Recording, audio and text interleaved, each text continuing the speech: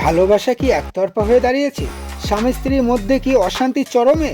অনেক চেষ্টা করেও কি মনের মানুষকে নিজের কাছে ফেরাতে পারছেন না?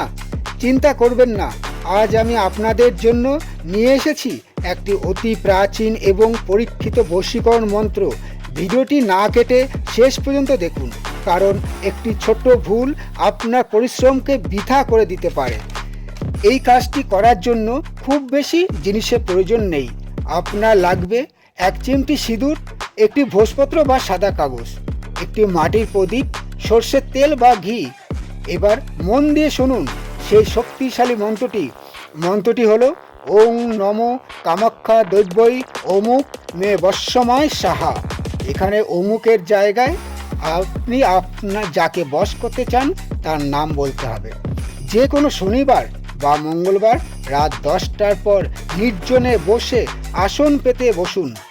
প্রদীপটি জ্বালিয়ে তার সামনে বসে মন্ত্রটি 21 বার জপ করুন। এবার ভোজপত্র বা কাগজের ওপর সিঁদুর ও মধু মিশিয়ে সেই ব্যক্তির নাম লিখুন। নাম লেখা শেষ হয়ে গেলে কাগজের ওপর 3 বার ফু দিন এবং আরও একবার মন্ত্রটি উচ্চারণ করুন।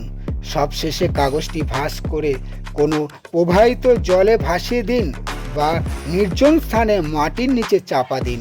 মনে রাখবেন, এই বিদ্যা কখনোই কারো ক্ষতি করার উদ্দেশ্যে ব্যবহার করবেন না, শুধুমাত্র সৎ উদ্দেশ্য নিয়েই করবেন। ভুল উদ্দেশ্যে প্রয়োগ করলে এর বিপরীত ফল হতে পারে।